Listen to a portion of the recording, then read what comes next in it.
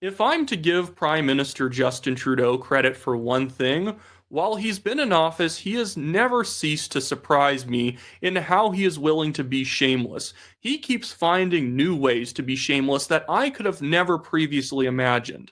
The man is set to step down as Prime Minister in early March, and yet he is still going to appoint 10 new people to Canada's Senate. What?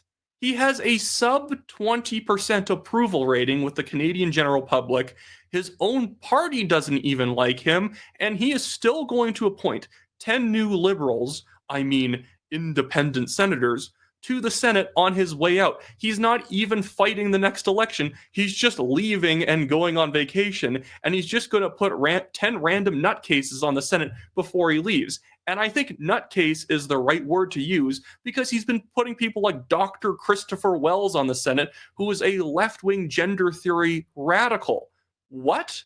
Stephen Harper, the former conservative prime minister, did not appoint anyone to the Senate in 2015. He allowed for whoever was still the prime minister after the 2015 election to have the leeway to appoint some of their own senators. That was him being really fair, probably more fair than he should have been. And Trudeau, with absolutely zero mandate to keep appointing senators like he legally can, but ethically and morally should he? Obviously not. He is still doing it. Just look at this. So, Trudeau to fill Senate vacancies before retiring, source says. Right now, there's technically only 8 vacancies, but the Senate's going to expand. So I believe like Quebec's getting a new seat and Ontario's getting a new seat.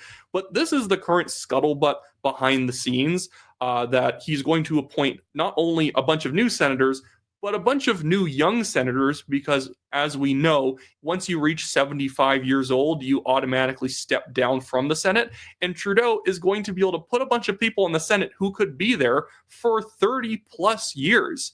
This is absolutely insane. The thing, too, is that if this happens, these people could easily hold up all of Pierre Poilievre and the Conservatives' legislation if they form government after the 2025 federal election. I need to show you something.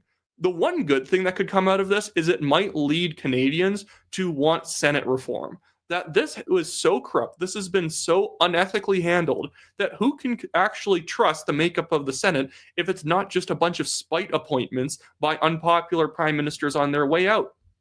Look, here are all the independent senators. There are 41 of them right now, 8 vacancies, but that is expanding to 10 quite soon here.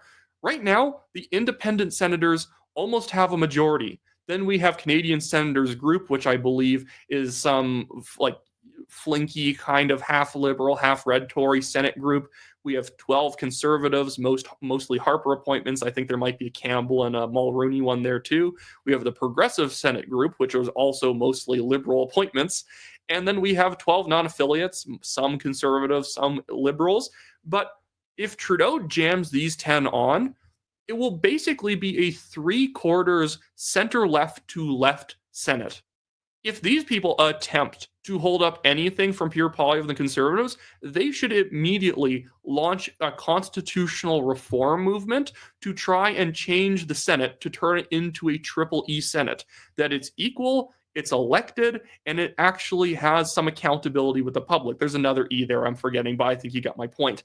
That the problem in Canada right now is there are so many antiquated institutions. Why is it that the judiciary is in the prime minister's office? This is what the SNC-Lavalin scandal was all about, was Jody Wilson-Raybould, who was in the cabinet, being told to give a deferred prosecution agreement to SNC.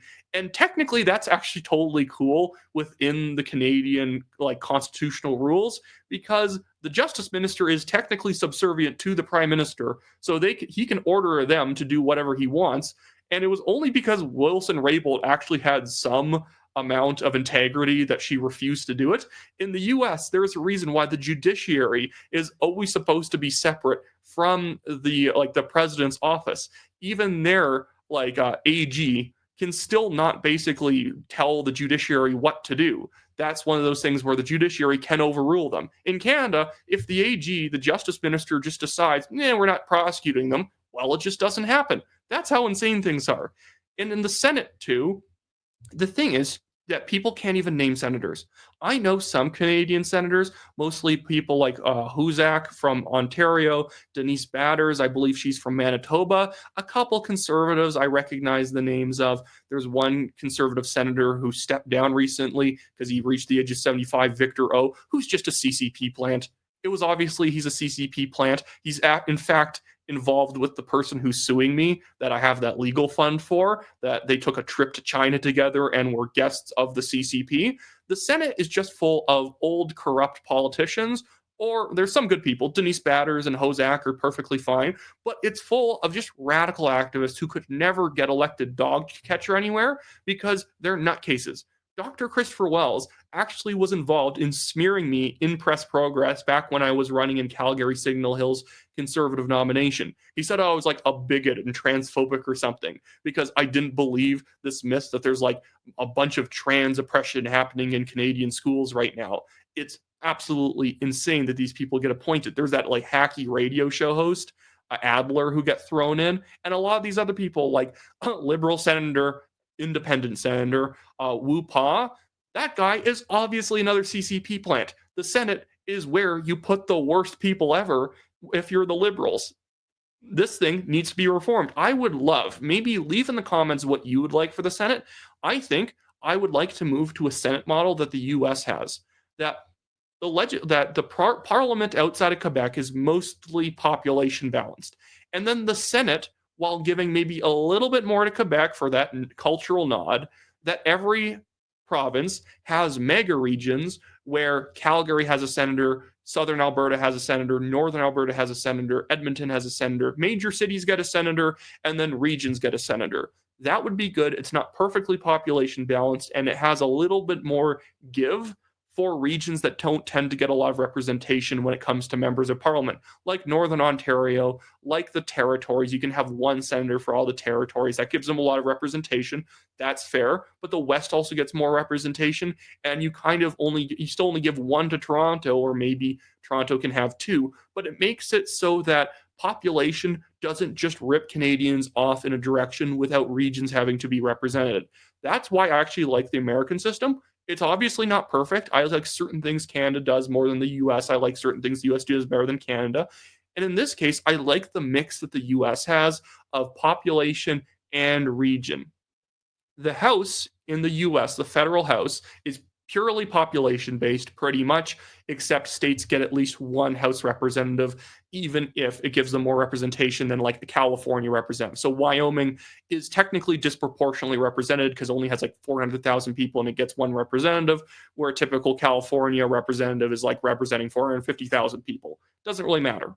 And then the Senate is purely geographically based. 2 senators per state, because why would a state sign on to be a state within the United States if it didn't get some amount of leverage within legislation? Why would you sign up as Wyoming if you get one representative and no senator, and basically you're screwed on if the US wants to move in a direction that's bad for your state, you basically have almost no say on it.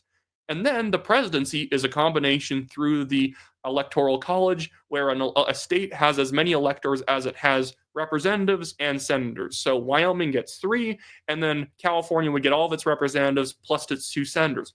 Perfectly fine. Right now, our Senate formula doesn't even make sense. Like, original provinces get 10 senators. So like you have places like Nova Scotia getting 10 senators. How many does Alberta get? 6.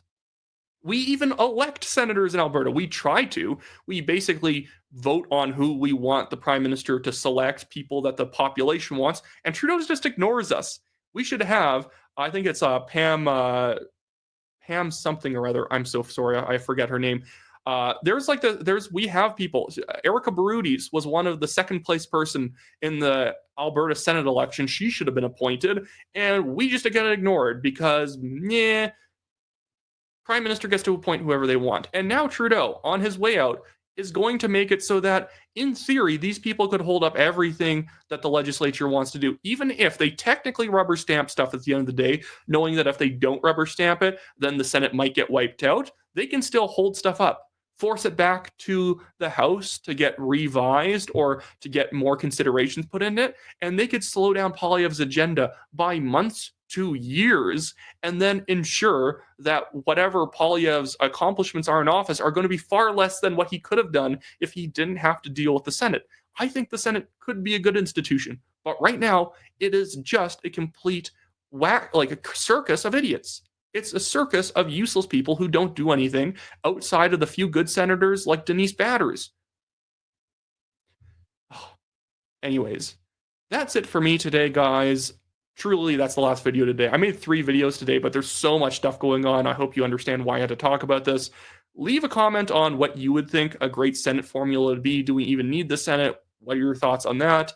Like this video, make sure to subscribe to the channel, and I'll see you guys all later.